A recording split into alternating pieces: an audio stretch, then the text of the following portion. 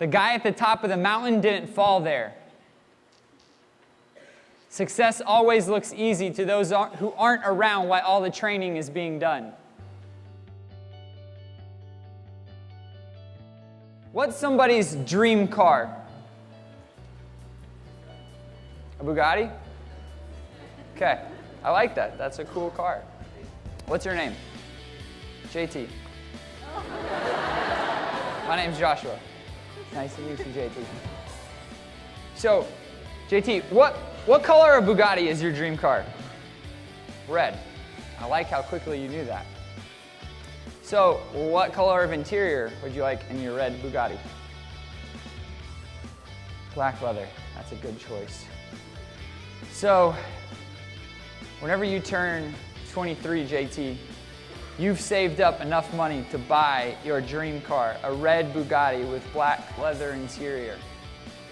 And who's your favorite entertainer?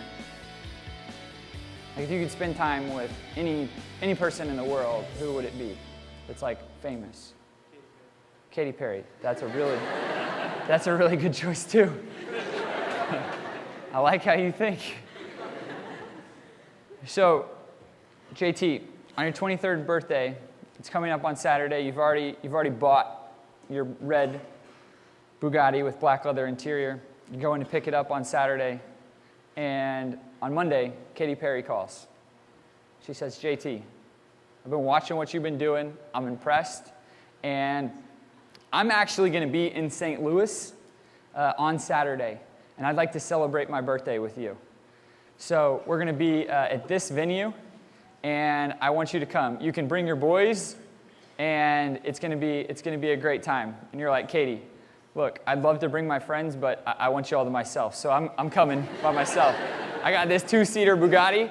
I'm picking it up on Saturday, and I'm driving straight to St. Louis. And she's like, JT, I love it. That's incredible. Here's the only thing. So I'm going to be in town from 8 o'clock until 11. Then I got to catch a flight to LA. So, and you're like, that's perfect, because I'm picking up my Bugatti at 4 o'clock. And believe me, I'm going to get to St. Louis in 4 hours in my Bugatti. It's fast, did you know?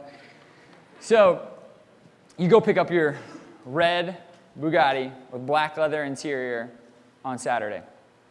You're stoked. Flying down the highway.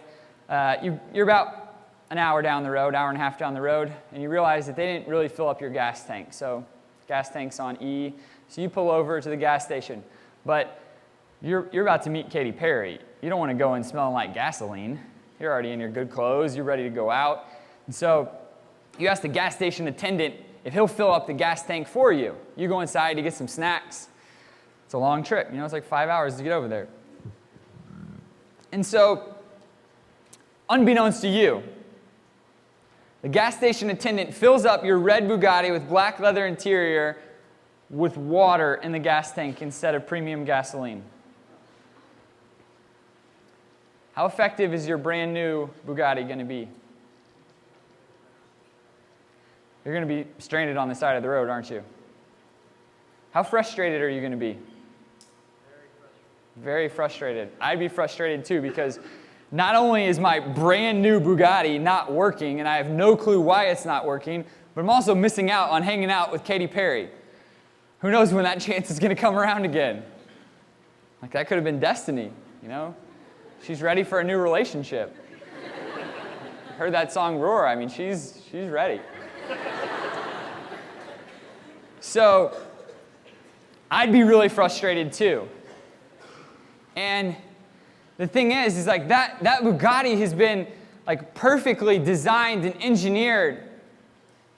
Over probably the last 30 years, they've been working on patents to create that car to go super, super fast. Take you anywhere you want to go in the world, but if you put the wrong fuel into the gas tank, it gets stuck. And I believe that's where a lot of us are at in life. Is that I believe we've been created the exact same way as that Bugatti or Range Rover, Ferrari, fill in the blank with whatever your dream car is. That we've been created that exact same way, but if we put the wrong fuel into the gas tank of our heart, we get stuck.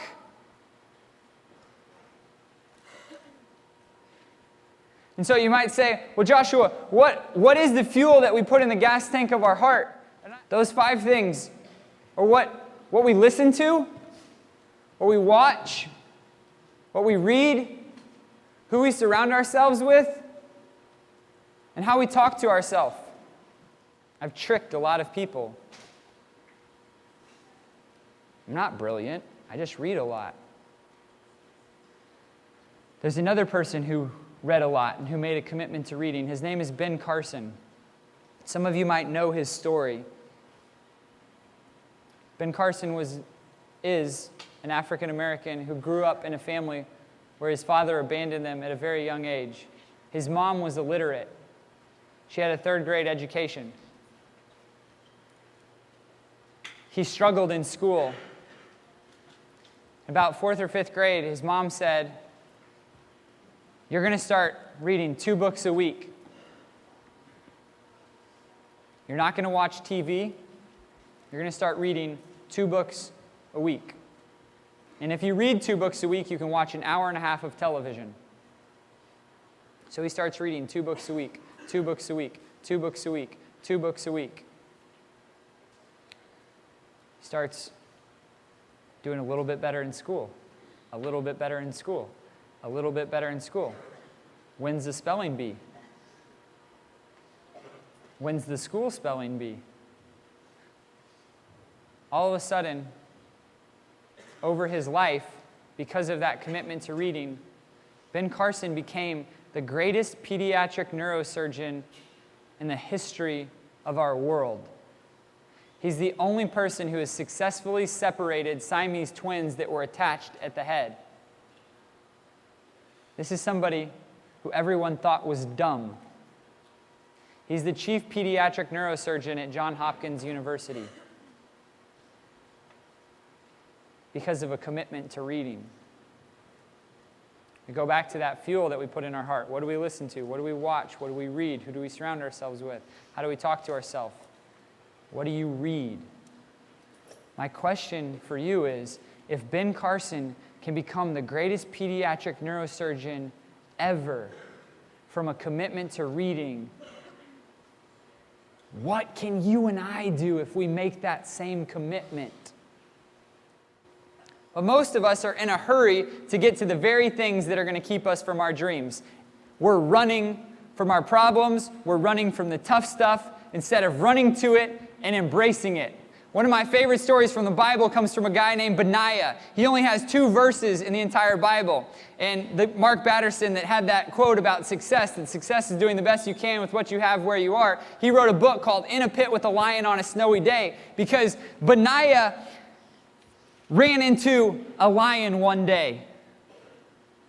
And most people, whenever they run into a lion, they consider that a massive problem and they tuck tail and run the opposite direction. But Benaiah chased this lion. He chased this lion into a pit on a snowy day, and he killed the lion.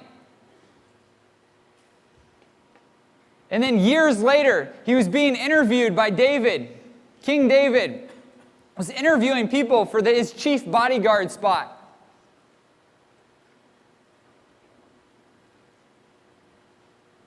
Whenever he looked at Benaiah's resume, yep, I chased a lion into a pit on a snowy day and killed it. Yep, I want that dude to guard me.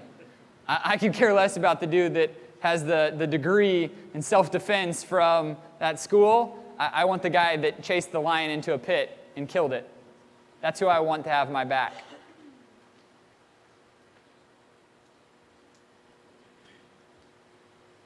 If we would start to run towards our problems, embrace our problems, learn from them, I can promise you that on the other side of your problems, for most of you, will be your dreams. And that by climbing those problems, you're going to become stronger, you're going to grow, you're going to learn,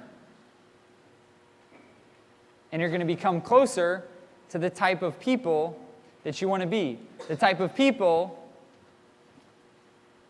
that can make their dreams come true.